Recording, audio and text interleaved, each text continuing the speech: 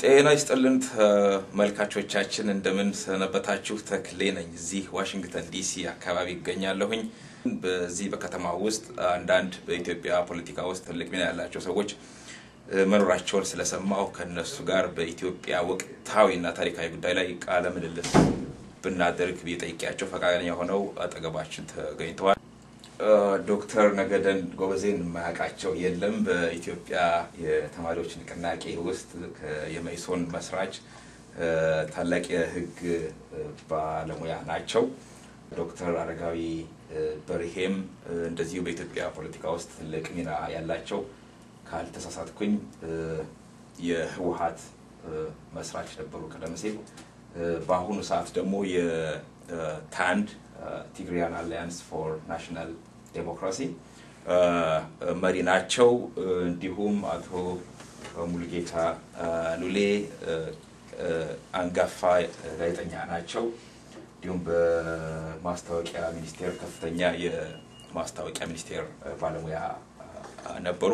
እንግዲህ በወቅታዊ በኢትዮጵያ ጉዳዮች ላይ እንወያያለን ስለ ኢትዮጵያ ሁኔታ እና ኢትዮጵያ በየጊዜው እንደ መግቢያ እንደ ማማማቂያ እንዲያገለግለን ነው በታሪኳ አስቸጋሪ ሁኔታዎች ይገጥሟታል እና ብዙዎቹ የሚገጥሟት ከውጭ ወራሪ የሚወጡ ነበሩ ቀደም ባሉ ተመታት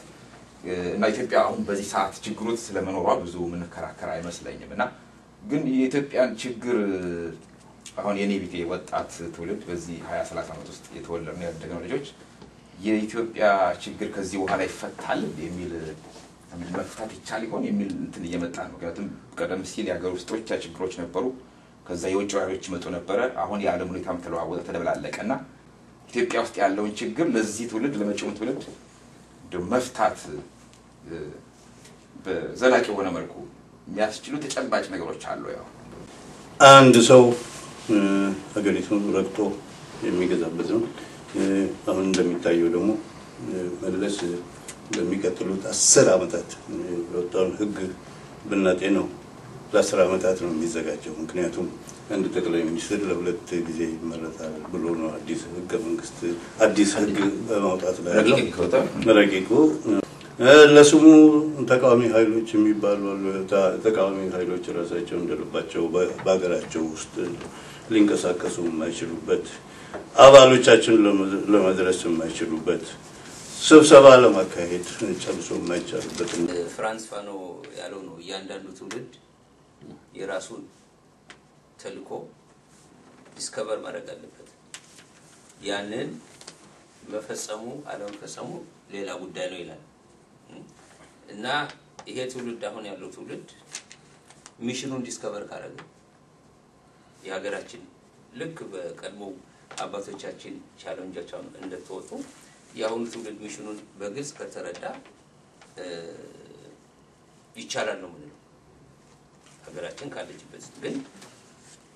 ምንድነው የሀገራችን ችግር ከበፊቱ በምን ይለያል የሚለው ጥያቄ በደንብ አስተው በትግል ላይ ያለው ኃይል ሁሉ ይሄን ጥያቄ አስተው መለሳል ሀገራችን ያጣችው ያደጉት ሀገሮች የፈጠሩትን ስርዓት መፍጠር ስላልቻለች ወይም ስላልቻለ ነው እዚህ ማጥ ውስጥ የገባው therefore ጥያቄው ምንድነው ይሄን ስርዓት ይሄን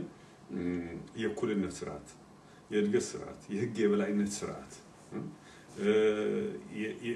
የትምህርት እድገት ስርዓት የእርሻ እድገት ስርዓት ሁሉ ዙሪያ መለሽ ስርዓት ልናመጣበት የምንችል አካሄድ መጀመር አለበት እስካሁን ድረስ አልነበረም